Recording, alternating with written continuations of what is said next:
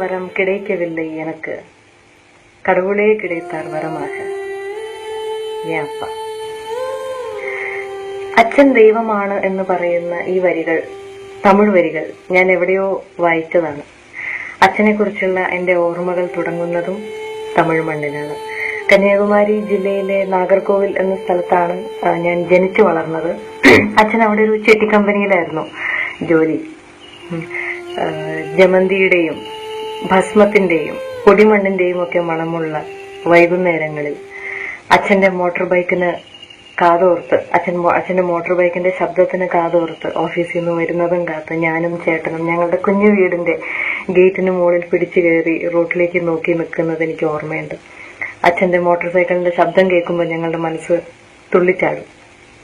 അതിനുശേഷം ചേട്ടന്റെ പഠനം സൈനിക് സ്കൂളിലേക്ക് മാറ്റിയപ്പോ, തിരുവനന്തപുരത്തെ സൈനിക് സ്കൂളിലേക്ക് മാറ്റിയപ്പോ ആഴ്ചയിൽ ഒരു ദിവസം ഞങ്ങളെല്ലാവരും നാഗർകോവിലിൽ നിന്ന് തിരുവനന്തപുരത്തേക്ക് ബസ്സിൽ യാത്ര ചെയ്യുമായിരുന്നു. ചേട്ടനെ കാണാനുള്ള സന്തോഷത്തിലാണ് പോകുന്നതെങ്കിലും തിരിച്ചു വരുമ്പോൾ ചേട്ടനില്ല എന്നുള്ളത് എന്റെ കണ്ണ് നനയിക്കും. അപ്പൊ എനിക്ക് ഓർമ്മയുണ്ട്, അച്ഛൻ എനിക്ക് പാട്ടുപാടി തരുമായിരുന്നു. കടലിനക്കരെ പോണോരേ, കാണാപ്പൊന്നിന് പോണോരേ, പോയി വരുമ്പോൾ എന്ത് കൊണ്ടുവരും. ചിലപ്പോ തമിഴ് പാട്ടായിരിക്കും. എന്റെ കരച്ചിൽ മാറ്റി എന്നെ ചിരിപ്പിക്കാൻ വേണ്ടിയായിരുന്നു അച്ഛൻ അത് ചെയ്തിരുന്നത്. ഞങ്ങൾക്ക് ചിരിക്കാൻ വേണ്ടി അച്ഛൻ ഒരുപാട് കരച്ചിലുകൾ ഉള്ളിൽ ഒതുക്കിയിരുന്നു എന്നുള്ളത് അന്നൊന്നും എനിക്ക് മനസ്സിലായിട്ടുണ്ടായിരുന്നില്ല. വളരെ തുച്ഛമായിട്ടുള്ള ശമ്പളത്തിൽ നിന്ന് മിച്ചം പിടിച്ചും സ്വന്തം ആഗ്രഹങ്ങളും സൗകര്യങ്ങളും ഒക്കെ പലതും വേണ്ടെന്ന് വെച്ചിട്ടാണ് അച്ഛൻ ഞങ്ങളുടെ പല ആവശ്യങ്ങളും നടത്തി തന്നിരുന്നത്. ഇപ്പോ യാത്ര ചെയ്യാൻ കമ്പനി അനുവദിച്ച പണം അത് ഞങ്ങളുടെ എന്തെങ്കിലും ആവശ്യത്തിന് മാറ്റി വെച്ചിട്ട് അച്ഛൻ നടന്നുപോയി. അച്ഛന്റെ വേർപ്പ് തുള്ളികൾ കൊണ്ട് കോർത്തതാണ് എന്റെ ചെലങ്ക എന്ന് പോലും എനിക്ക് എപ്പോഴും തോന്നാറുണ്ട്. അച്ഛന്റെ അന്നത്തെ അവസ്ഥയൊന്നും എനിക്ക് അറിയില്ലായിരുന്നു. അപ്പൊ അതുകൊണ്ടാണ് ജോലി സംബന്ധമായിട്ട് ദൂരയാത്രയൊക്കെ പോകുമ്പോൾ ആദ്യം ഞാൻ കളിപ്പാട്ടങ്ങൾ വാങ്ങാനുള്ള സാധനങ്ങളുടെ വലിയൊരു ലിസ്റ്റ് അച്ഛന് കൊടുക്കും. അതിലേക്ക് നോക്കുമ്പോൾ എന്തിനായിരുന്നു അച്ഛൻ എന്നെ ചേർത്ത് പിടിച്ചിരുന്നത് എന്നെനിക്ക് ഇപ്പൊ മനസ്സിലാവുന്നു.